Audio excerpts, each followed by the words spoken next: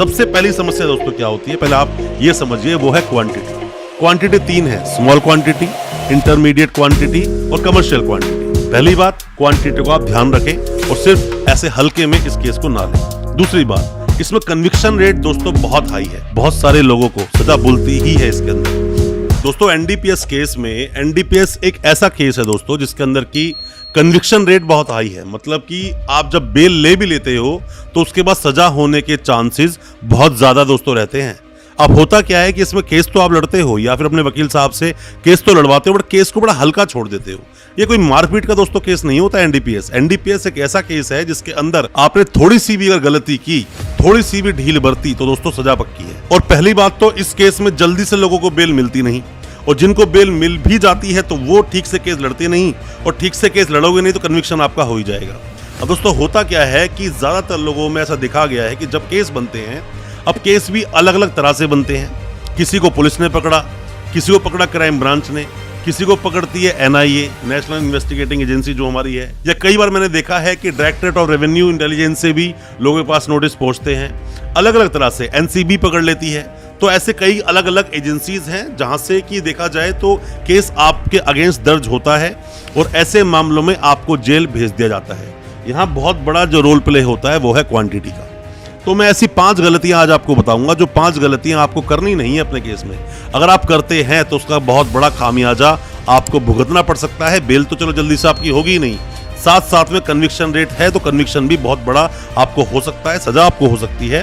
तो क्या 5 गलती ना करें, उन सबको जानने के लिए दोस्तों बने रहिए हमारे इस वीडियो के साथ। दोस्तों एनडीपीएस का मतलब क्या है, एनडीपीएस एक्ट ये कब आया है, तो पहले आप ये जानिए कि narcotic drug and psychotropic substance act 1985 का है। ये कोई अभी का कानून दोस्तों नहीं है, 1985 का ये एक्ट बना हुआ है, जिस एक्ट में दोनों तरह से नार्कोटिक ड्रग्स हो या साइकोट्रोपिक सब्सटेंस हो, इनसे बनी हुई चीजें जो नशीले पदार्थ होते हैं उनकी रोकथाम के लिए ही इस एक्ट को अस्तित्व में लाया गया था। और जब एक्ट ये अस्तित्व में दोस्तों आया तो उसके बाद से ही न जाने कितनी ही गिरफ्तारियां हुई, कितने ही कन्विक्शन हुए, कितने ही लोगों को सजा हुई। दोस्तों अगर ये वीडियो आपको अच्छा लग रहा है तो अभी इस वीडियो को लाइक करें, ताकि इसी तरह की लाइक से हमें मोटिवेशन मिल सके और प्रोत्साहन मिल सके इसी तरह की लीगल अवेयरनेस की वीडियोस आप तक पहुंचाने के लिए। और आप अगर पहली बार आए हैं हमारे इस चैनल पर, पहली बार देख रहे हैं हमारे इस वीडियो को, हमारे चैनल को अभी सब्सक्राइब करें, साथ में लगा बेल आइकन जरूर दबा दें, ताकि इसी तरह की लीगल अवेयरनेस की वीडियोस आप तक पहुंच सके सबसे पहले। जल्दी से इसमें बेल नहीं होती उन लोगों की जिन पर देखा जाए तो कमर्शियल क्वांटिटी के चार्जेस हैं। कमर्शियल क्वांटिटी में अगर दोस्तों आपका नाम आ गया एनडीपीएस के मामले में, तो आपके लिए बेल लेने के रास्ते बहुत ही टफ, बहुत मुश्किल हो जाते हैं, क्योंकि उन मामलों को प्रूव करना पड़ेगा, जल्दी से प्रूव होता नहीं। सबसे पहली समस्या दोस्तों क्या होती है, पहले आप ये समझिए, वो है क्वांटिटी। क्वांटिटी तीन है, स्मॉल क्वांटिटी, इंटरमीडिएट क्वांटिटी और कमर्शियल क्वांटिटी। ये हर चीज की अलग अलग है, वो मैं आपको बताने पे आऊंगा, तो वीडियो बहुत लंबी हो जाएगी। उसके कहोगे तो उसकी पीडीएफ जो बनती है पूरी लिस्ट, वो हम नीचे डिस्क्रिप्शन बॉक्स में डाल दूंगा, या फिर बहुत जल्दी अलग अलग चीजों पर भी हम वीडियोस लेकर आएंगे। बहुत सारी एनडीपीएस पर वीडियोस बनाई है अपने मैंने इस चैनल पे, बहुत सारे सेक्शंस पे बनाई है, आप उनको देखोगे समझ जाओगे। अब इसमें क्या होता है कि अगर कमर्शियल क्वांटिटी आपकी बेल जल्दी से होगी नहीं, सालों साल आपको जेल में रहना पड़ सकता है, उसके बाद जाके बेल होगी। और जो स्मॉल क्वांटिटी है उनकी बेल थोड़ा इजीली हो जाती है, इंटरमीडिएट वालों को भी बेल थोड़ा देर से ही मिलती है। तो क्वांटिटी को समझना चाहिए आपको। कमर्शियल क्वांटिटी में आप पकड़े गए हो, आप सोच रहे हो मैं तो बस आज गया हूं, 2 महीने जेल से बाहर आ जाऊंगा, ऐसा नहीं होता दोस्तों। आपके वकील साहब जो केस लड़ते हैं और जो एनडीपीएस के बारे में नॉलेज रखते हैं, वो जानते हैं कितना मुश्किल है ऐसे केसेस में बेल दिलाना। इतना आसान नहीं है कि 10 दिन के अंदर हम बेल ले लेंगे, ऐसा नहीं होता। पहली बात, क्वांटिटी को आप ध्यान रखें और सिर्फ ऐसे हल्के में इस केस को ना लें। दूसरी बात, इसमें कन्विक्शन रेट दोस्तों बहुत हाई है। कन्विक्शन रेट का मतलब कि आपको पहले पकड़ा गया, जेल में डाल दिया गया, उसके बाद सजा बुल जाती है। बहुत सारे लोगों को सजा बुलती ही है इसके अंदर।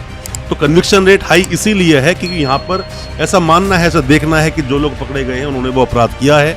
और जो पुलिस जो बनाती है केस, फिर चाहे एनआईए बनाए, चाहे आपको डायरेक्टर ऑफ रेवेन्यू बनाए, चाहे फिर आपको क्राइम ब्रांच आपको उठाती है, या कोई भी ऐसी कोई भी इन्वेस्टिगेटिंग एजेंसी आपको उठाती है, और जो केस बनाते हैं तो इतना पक्का बना देते हैं कि उसके अंदर आपकी कोई निकलने की गुंजाइश वो लोग छोड़ते नहीं। बट हाँ, कमियां बहुत सारी होती है, जैसे कि इंडिपेंडेंट विटनेस का ना होना, पब्लिक विटनेस का ना होना, रिकवरी पर्सनल कार मतलब प्राइवेट कार से करना, सेक्शन 50 तो दोस्तों सभी पुलिस वाले समझ चुके हैं कि सेक्शन 50 पर ऑब्जेक्शन आएगा ही आएगा, तो उसको बहुत पक्की तरह से बनाई जाती है कई बार लोग जो झूठे केसों में फंस जाते हैं, मैं उनकी बात कर रहा हूं कि वो नहीं फंसने चाहिए, उनका डिफेंस मजबूत होना चाहिए। तो आपको देखना पड़ेगा, कन्विक्शन रेट बहुत हाई है, तो ट्रायल को विशेष रूप से ध्यान देना, वरना बेल तो ले लोगे बट दोबारा जेल जाना होगा और फंस जाओगे। अब इन्वेस्टिगेशन जो होती है, तीसरा पॉइंट मैं आपको बताना चाहूंगा दोस्तों, इन्वेस्टिगेशन जो होती है, चार्जशीट लग गई तो आपको लगता है कि मेरी इन्वेस्टिगेशन हो गई कंप्लीट, अब मुझे बेल लगानी चाहिए। दोस्तों ऐसा नहीं है, एफएसएल पेंडिंग है, एफएसएल पेंडिंग है और एफएसएल पेंडिंग ही रह जाती है बहुत वक्त तक। अगर आपके वकील साहब ने बहुत एक्टिवली काम नहीं किया तो मान लेना दोस्तों एफएसएल रिपोर्ट जल्दी से नहीं आएगी और साल भर ये एफएसएल रिपोर्ट ही खींच जाएगी और आपकी बेल नहीं होगी।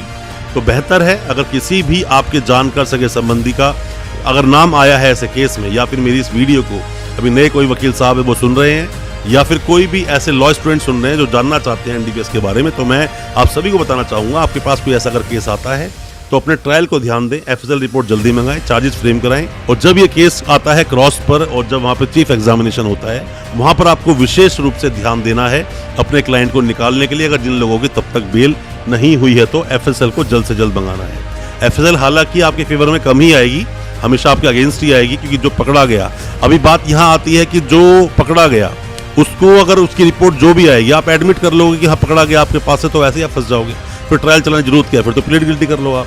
क्योंकि आपको ये नेगलेक्ट करना होता है कि जिस चीज की एफएसएल कराई गई वो मुझसे बरामद कभी हुआ ही नहीं। अब बात आती है चौथे पॉइंट में, क्योंकि सुनवाई की अगर हम बात करें दोस्तों तो हमेशा आप बेल के पीछे पड़े रहते हो, बेल हो जाए, बेल हो जाए, बेल हो जाए, यहाँ लगाओ वहां लगाओ, लोअर कोर्ट लगाओ, आप जाके सुप्रीम कोर्ट में बेल लगा लो, हाई कोर्ट बेल लगा लो। ऐसा नहीं होता दोस्तों, हर केस को चलाने का तरीका अलग होता है, हर केस की प्रोसीडिंग अलग होती है। और एनडीपीएस कोई लड़ाई झगड़े का केस नहीं है कि आपको पकड़ा और फटाफट से बेल लेके आ जाओगे, इसमें सालों साल लग जाते हैं दोस्तों। इसमें आपको ध्यान देना पड़ेगा, बेल लगाने के साथ साथ ट्रायल पर विशेष रूप से ध्यान देना ही पड़ेगा। अगर आपने विशेष रूप से ध्यान ट्रायल पे नहीं दिया, सालों साल बीत जाएंगे, ये मान लीजिए सजा की तरह ही अपनी जेल काटोगे और बेल जल्दी से नहीं होगी। एफआईआर गलत है, एफआईआर को चैलेंज करो, चार्जशीट गलत आई है, चार्ज चैलेंज करो, और चार्जेस लगे हैं तो चार्जेस को भी चैलेंज करो, रिवीजन में जाओ, पर हो सकता है उसमें आपको कोई ना कोई बेनिफिट मिल जाए। आपको ट्राई जरूर करना चाहिए दोस्तों। मैं हमेशा से बोलता हूं, मैं हमेशा सभी को, इवन अपने क्लाइंट्स को भी बोलता हूं, बोलते हैं दोस्तों कि हार के डर से ना लड़ना कायरता होता है दोस्तों।